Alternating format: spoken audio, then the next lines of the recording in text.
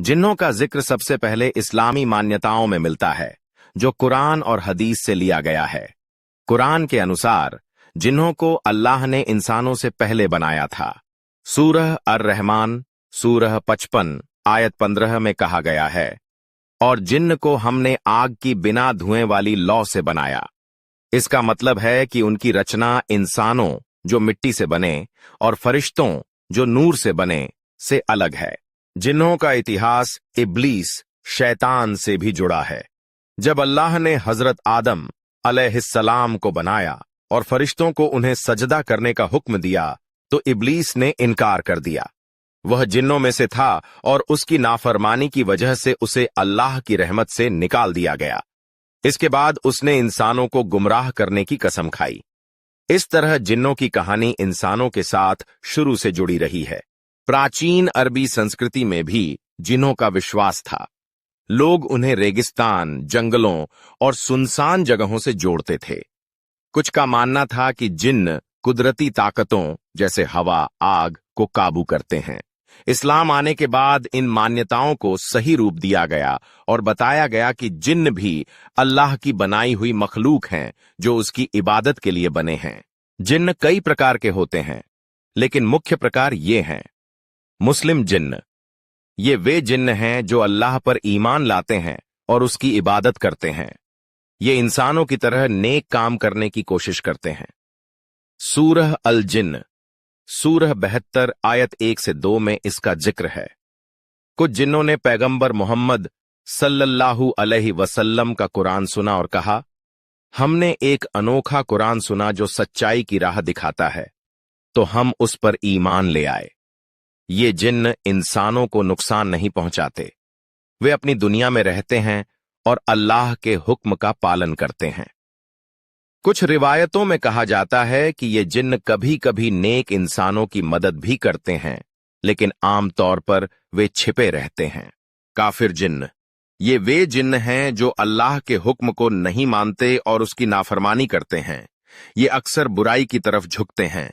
इनमें से कुछ जिन्न शैतान के साथी बन जाते हैं और इंसानों को गुमराह करने की कोशिश करते हैं। ये जादू टोने या शरारत में शामिल हो सकते हैं।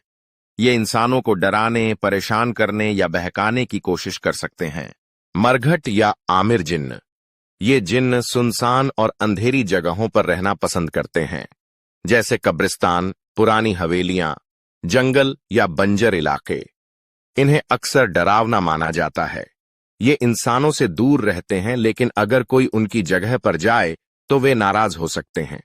भारत और पाकिस्तान में लोग कहते हैं कि सुनसान जगहों पर अजीब आवाजें या छायाएं इन जिन्नों की वजह से होती हैं।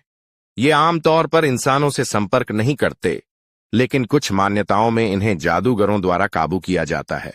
इफरीत, ये बहुत ताकतवर और शरारती जिन्न होते हैं। कुरान में सूरह अन-नम्ल सूरह 27 आयत 39 में एक इफरीत का जिक्र है, जिसने हजरत सुलेमान अलैहिस्सलाम से कहा कि वह रानी सबा का तख्त पलक झपकते ला सकता है। अपनी ताकत और तेजी के लिए जाने जाते हैं। ये शक्ल बदल सकते हैं और बड़े बड़े काम कर सकते हैं। ये इंसानों के लिए खतरनाक हो सकते हैं, खासकर अगर कोई उन्हें गुस्सा दिलाए। लेकिन हजरत सुलेमान जैसे नबियों ने इन्हें काबू में रखा था। अरबी कहानियों में इफरीत को विशाल और डरावने रूप में दिखाया जाता है। शैतान, शैतान काफिर जिन्नों का एक खास समूह है जो इंसानों को बुराई की राह पर ले जाने की कोशिश करता है। इब्लीस इनका लीडर है। ये इंसानों के दिमाग में बुरे ख्याल डालते हैं, डराते हैं और गुनाह की तरफ धकेलते हैं। कुरान में सूरह अल-बकराह सूरह 2 आयत 268 में कहा गया है कि शैतान गरीबी का डर दिखाकर बुरे काम करवाता है। ये हर इंसान के साथ रहते हैं। हदीस में है कि हर इंसान के साथ एक शैतान और एक फरिश्ता होता है। शैतान बुराई की तरफ ले जाता है, फरिश्ता भलाई की तरफ। कुरान और दुआएं इनके असर को कम करती हैं। सिलसिला जिन्न, ये जिन्न हवा में उड़ने और बहुत तेजी से सफर करने की काबिलियत रखते हैं। इन्हें अक्सर हवा या बादलों से जोड़ा जाता है।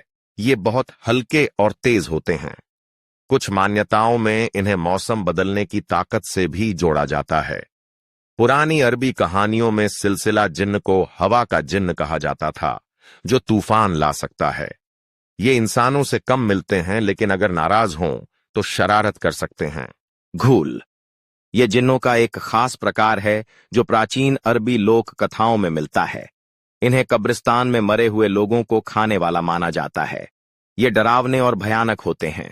ये शक्ल बदलकर इंसानों को बहका सकते हैं। ये इंसानों को नुकसान पहुंचाने की कोशिश करते हैं, खासकर रेगिस्तान में अकेले यात्रियों को। इस्लाम में घूल को पूरी तरह सच नहीं माना जाता, बल्कि ये ज्यादा लोक कथाओं का हिस्सा है। मारीद ये बहुत ताकतवर और विद्रोही जिन्न होते हैं। अरबी कहानियों में इन्हें समुद्र से जोड़ा जाता है। ये अपनी मर्जी के मालिक होते हैं और इन्हें काबू करना मुश्किल होता है। हजरत सुलेमान ने इन्हें भी अपने काबू में किया था। अलादीन की कहानी में जिन्न का किरदार मारीद से प्रेरित माना जाता है।